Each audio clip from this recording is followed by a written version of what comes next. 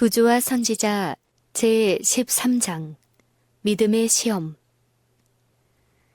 아브라함은 아들을 주시리라는 약속을 의심 없이 받아들였으나 하나님께서 그 정하신 시간과 방법대로 당신의 말씀을 성취시키시도록 기다리지 않았다.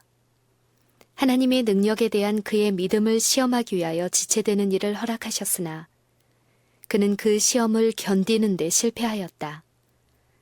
사라는 자신이 나이 많아 자녀를 갖는 것이 불가능하다고 생각하여 하나님의 목적이 성취될지도 모를 방법으로서 자신의 여종들 가운데 한 사람을 아브람이 취하여 첩으로 맞이해야 한다고 제의하였다.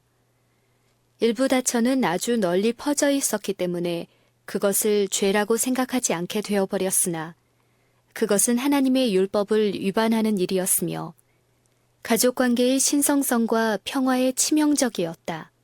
아브라함과 하갈과의 결혼은 그의 가정뿐 아니라 후대에까지 나쁜 결과를 빚어내었다. 하갈은 아브라함의 아내라는 새로운 지위를 얻은 영광에 우쭐하게 되고 그의 후손으로 이루어질 큰 민족의 어미가 되리라는 것을 믿고 교만해져서 자신의 여주인을 멸시하였다.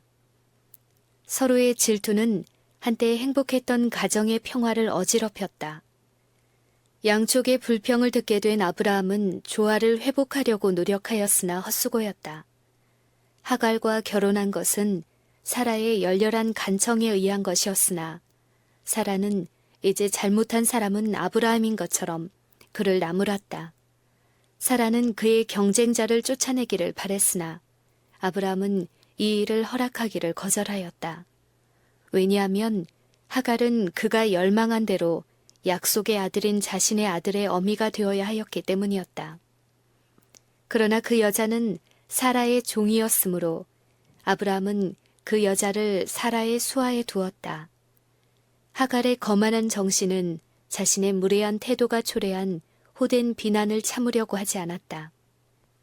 사라가 하갈을 학대하였더니 하갈이 사라의 앞에서 도망하였더라.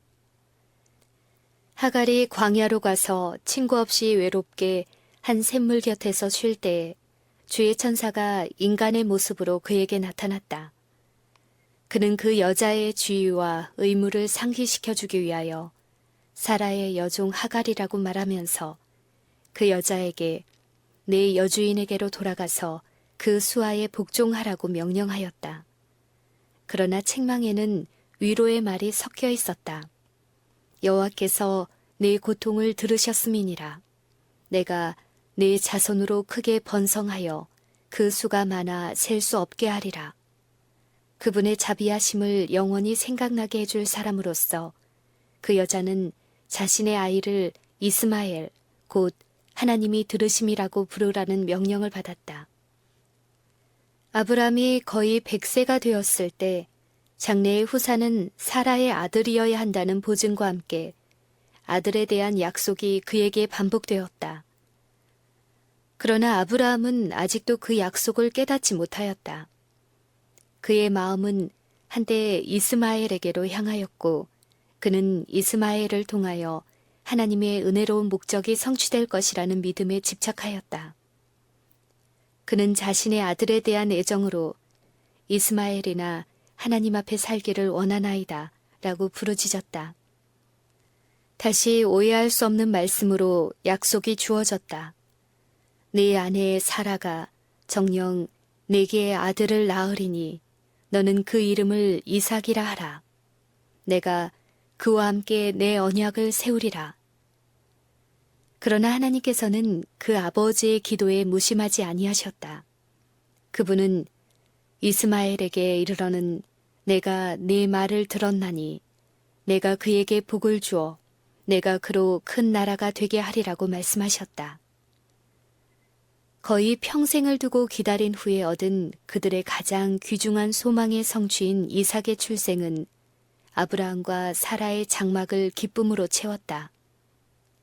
그러나 이 사건이 하갈에게는 그가 열망했던 야망의 좌절이었다. 이제 청년이 된 이스마엘은 진중에 있던 모든 사람들에게 아브라함의 재산의 상속인이요 그의 후손들에게 약속된 축복의 후사로 생각되어 왔다. 이제 그는 돌연 밀려나게 되었다. 그리하여 실망한 가운데 모자는 사라의 아들을 미워하였다.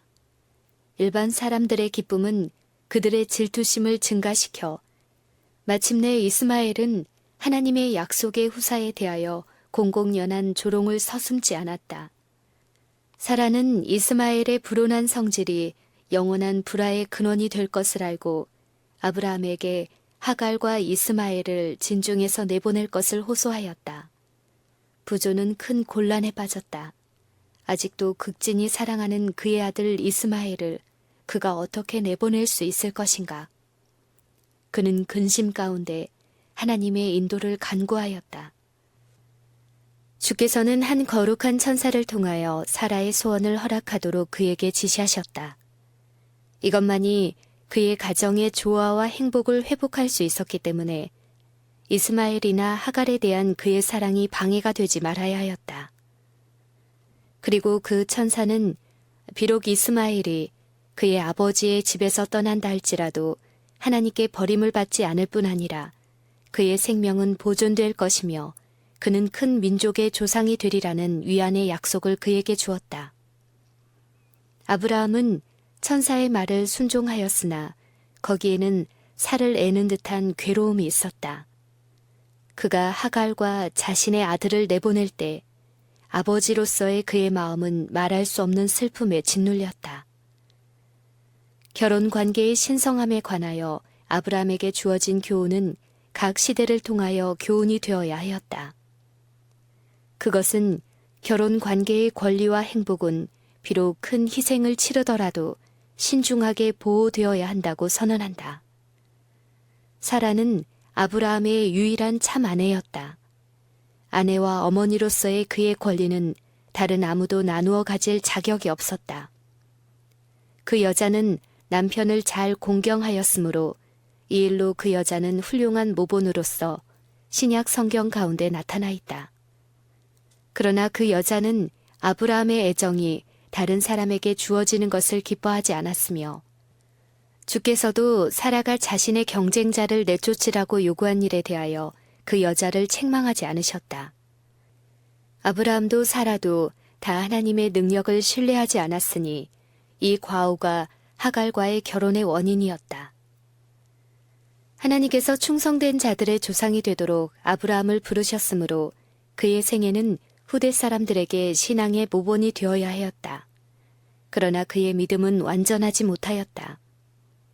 그는 사라가 자신의 아내라는 사실을 감춤으로 또 하갈과 결혼함으로 하나님께 대한 불신을 나타내었다.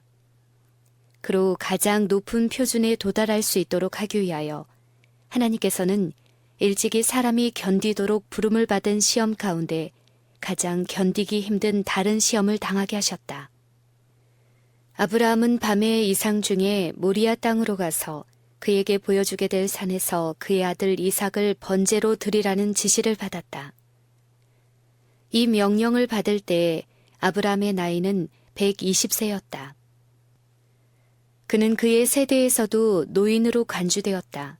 그는 젊은 시절에는 어려운 일도 견디고 위험한 일도 용감하게 밀고 나갈 만큼 굳센 사람이었으나 이제는 청춘의 열정도 사라져 버렸다. 무덤을 향하여 비틀거리는 발걸음을 옮겨놓는 노년에는 낙담케 할 곤란과 고통도 성년의 활력이 왕성할 때에는 용감하게 맞이할 수 있었다. 그러나 노령의 짐이 그를 짓눌러서 그가 걱정과 수고에서 쉬기를 바랄 때까지 하나님께서는 아브라함에게 있어서 가장 혹독한 시험이었던 당신의 마지막 시험을 보류하셨다. 부조는 번영과 명예를 누리며 부엘세바에서 살고 있었다. 그는 매우 부유하였으며 그 땅의 통치자들로부터 유력한 군주로 존경을 받고 있었다. 수천의 양과 가축이 그의 장막 저편에 펼쳐진 평야들을 뒤덮고 있었다. 사방에는 그의 가신들의 장막, 곧 수백 명의 충성된 종들의 집들이 있었다. 약속의 아들은 장성하여 성년이 되어 그의 곁에 있었다.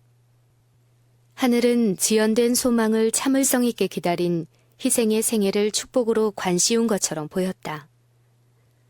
믿음으로 순종하여 아브라함은 그의 고국을 버렸으며 선산과 친족이 사는 고향을 떠나왔다. 그는 자신의 유업의 땅에서 나그네처럼 방황하였다. 그는 약속된 후사의 출생을 오래 기다렸다. 하나님의 명령을 따라 그는 그의 아들 이스마엘을 내보냈다. 그런데 이제 그처럼 오랫동안 소망했던 아들이 성년이 되어가고 있었을 때, 그리하여 부조가 그의 소망의 결실을 식별할 수 있는 것처럼 보였을 때, 그의 앞에는 다른 모든 시험보다도 훨씬 더 큰 시험이 이르러 왔다. 그 명령은 그 아버지의 마음을 고통으로 찢어지게 했음에 틀림이 없었을 다음과 같은 말로 표현되었다. 내 아들, 내 사랑하는 독자 이삭을 번제로 드리라. 이삭은 그의 가정의 빛이요, 그의 노령의 위로요, 다른 모든 것보다도 약속된 축복의 후사였다. 그런 아들을 사고나 질병으로 잃는다 해도 사랑하는 아버지에게는 가슴이 찢어지는 일이었을 것이요, 백발이 된 그를 슬픔에 잠기게 하였을 것이다. 그런데 그는 친히 자신의 손으로 그 아들의 피를 흘리라는 명령을 받았다. 그것은 그에게 도저히 불가능한 일처럼 보였다. 거룩한 율법에 살인하지 말지니라고 했으며, 또 하나님께서는 일단 당신께서 금하신 바를 요구하실 리가 없으므로 그는 틀림없이 속임을 당하였을 것이라고 사단은 곁에서 암시하였다. 아브라함은 장막 밖으로 나가 맑게 개인 고요한 하늘의 광채를 우러러보며 그의 자손이 하늘의 별처럼 셀 수 없이 많으리라던 근 50년 전의 약속을 회상하였다.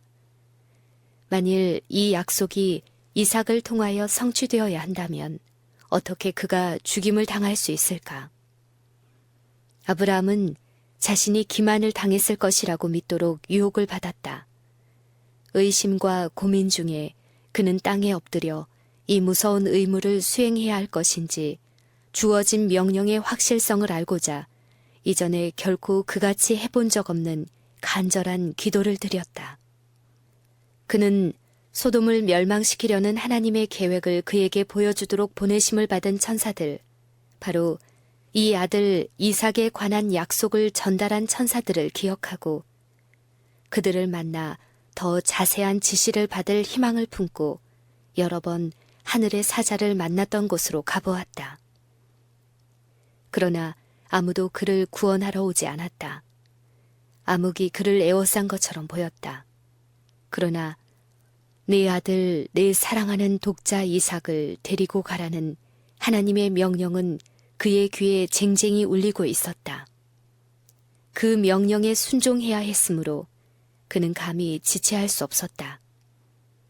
날이 밝아오므로 그는 여행길에 올라야 하였다.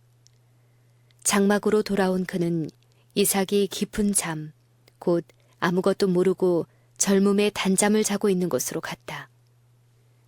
아버지는 잠시 그의 아들의 사랑스러운 얼굴을 바라본 후 떨면서 돌아섰다. 그는 사라 곁으로 갔는데 그 여자도 자고 있었다. 사라를 깨워서 한 번 더 그의 아들을 안아보도록 해야 할까? 하나님의 요구를 그에게 말해야 할까? 그는 마음을 그에게 털어놓고 이 무서운 의무를 그와 분담하고 싶었다. 그러나 그는 그 여자가 자신의 일을 방해할까봐 두려워서 자제하였다. 이삭은 그 여자의 기쁨과 자랑이었고 그 여자의 생명은 그와 결탁되어 있었으므로 모성애가 그 희생을 거절할지도 몰랐다. 마침내 아브라함은 그의 아들을 불러 먼 산에서 희생을 드리라는 명령에 대하여 그에게 말하였다. 이삭은 종종 아버지와 함께 아버지의 유랑 생활을 말해주는 어떤 제단들에 예배하러 갔었으므로 이 부름이 아무런 놀라움을 주지 않았다. 여행 준비는 빨리 끝났다. 나무는 준비되어 나귀에 실렸고 그들은 두 하인과 함께 출발하였다. 아버지와 아들은 나란히 서서 말없이 여행하였다. 아브라함은 엄청난 비밀에 대한 생각으로 말할 마음이 없었다. 그는 아들을 자랑하고 사랑하는 어머니와 또 그가 혼자 그 여자에게로 돌아가야 할 날에 대하여 생각하고 있었다. 그는 칼이 그 여자의 아들의 생명을 끊을 때에 그것이 그 여자의 가슴을 찌르리라는 것을 잘 알았다. 아브라함이 여태껏 경험했던 것 가운데 가장 길었던 그 하루는 천천히 저물어갔다.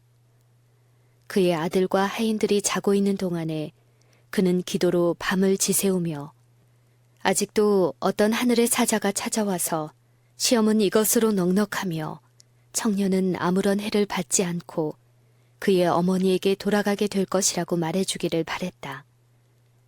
그러나 그의 고통당하는 영혼에게는 구원이 이르러 오지 않았다. 또 긴 하루와 겸비와 기도의 밤이 지나갔으나 그를 무자하게 만들게 될 명령만이 그의 귀에 쟁쟁하였다.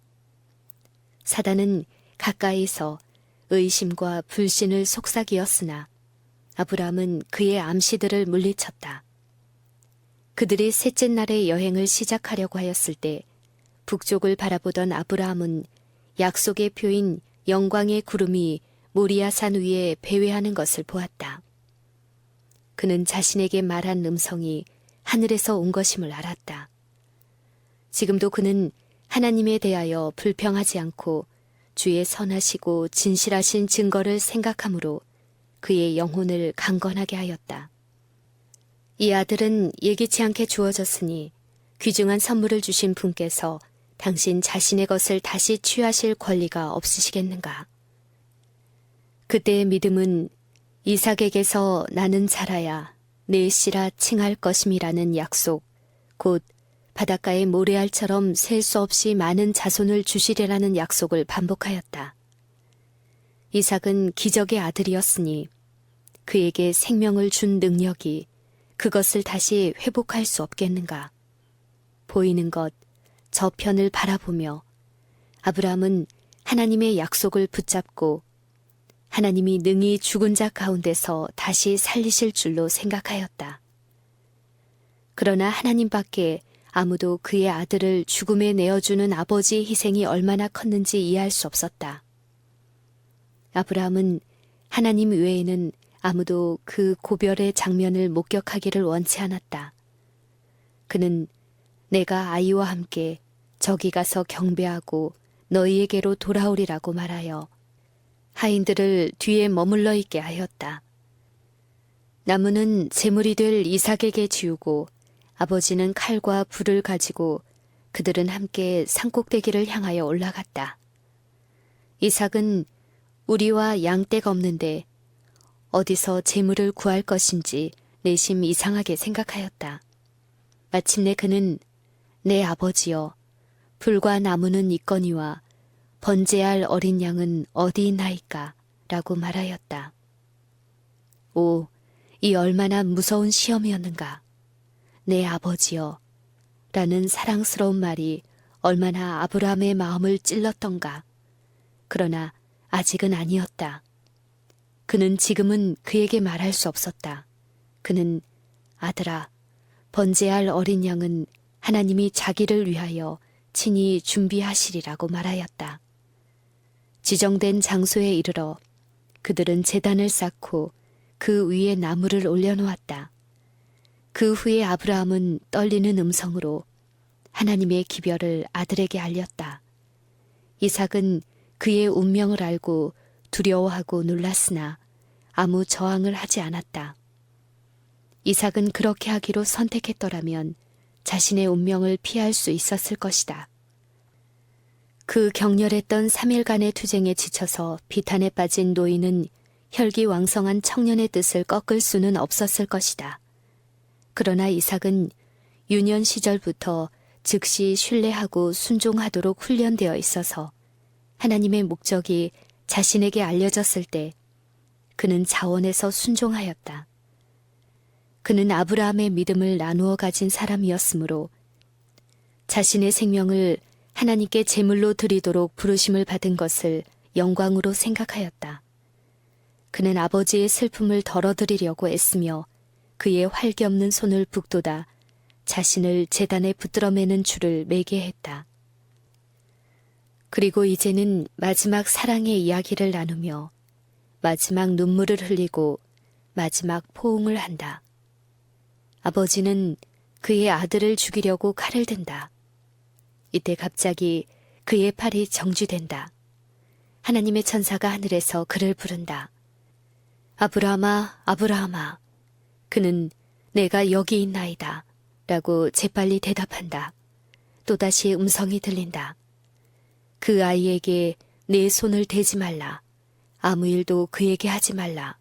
내가 내 아들, 내 독자라도 내게 아끼지 아니하였으니 내가 이제야 내가 하나님을 경외하는 줄을 아노라.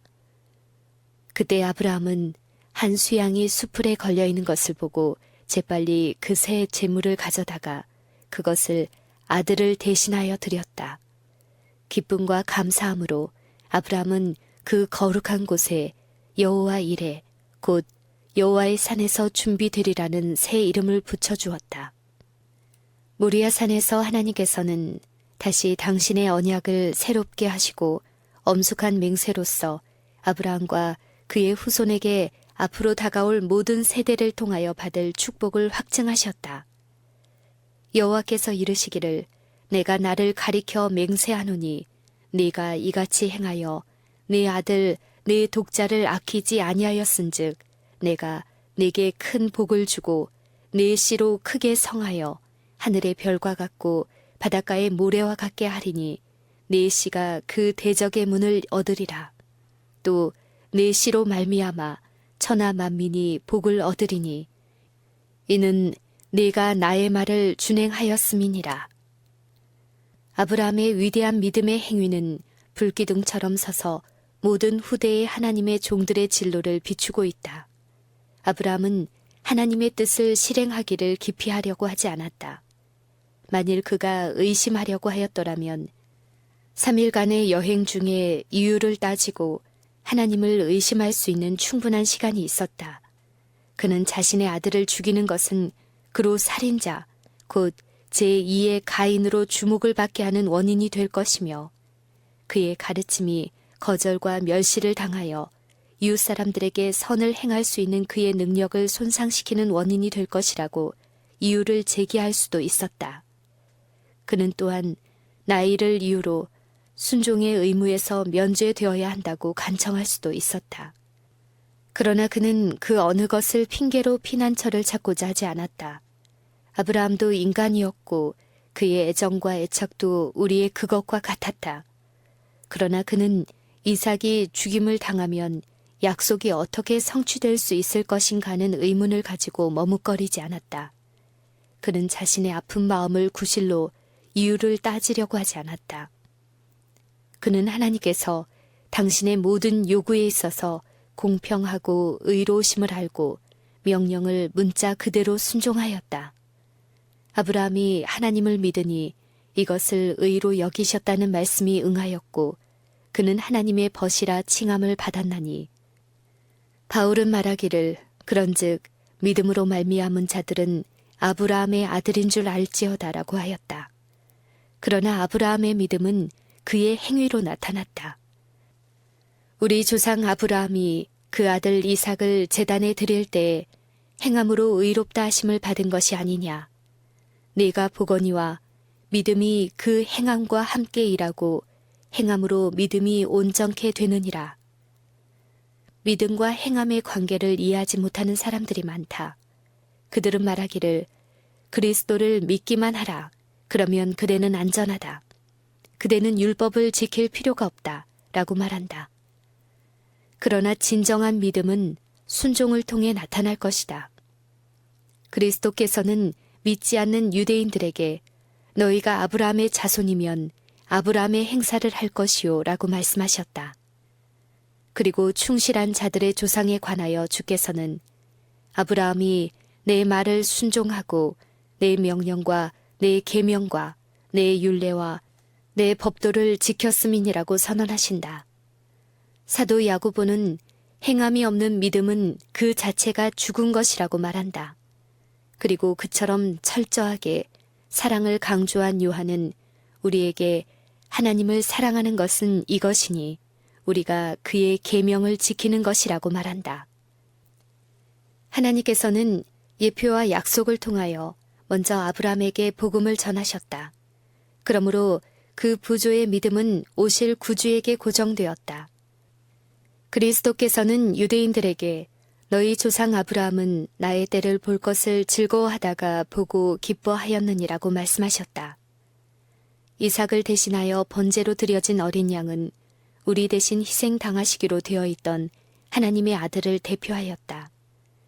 인간이 하나님의 율법을 범하여 죽을 운명에 처하였을 때 하늘 아버지께서는 당신의 아들을 쳐다보며 죄인에게 살라, 내가 대속물을 찾았노라고 말씀하신다. 하나님께서 아브라함에게 그의 아들을 죽이라고 명령하신 것은 그의 믿음을 시험하시는 동시에 복음의 실제를 그의 마음에 새겨주기 위함이었다. 그 무서운 시련의 어두운 날 동안 그가 참은 고통은 그가 자신의 경험을 통하여 무한하신 하나님께서 사람을 구속하기 위하여 치르신 희생의 위대함을 깨닫게 하려고 허락되었다. 아무 다른 시험도 그의 아들을 제물로 드리는 것과 같은 영혼의 고통을 아브라함에게 일으킬 수는 없었을 것이다. 하나님께서는 당신의 아들을 고통과 수치스러운 죽음을 당하도록 내주셨다. 하나님의 아들의 치욕과 영혼의 고뇌를 목격한 천사들은 이삭의 경우처럼 중재하도록 허락되지 않았다. 족하다 라고 부르짖는 어떤 음성도 없었다.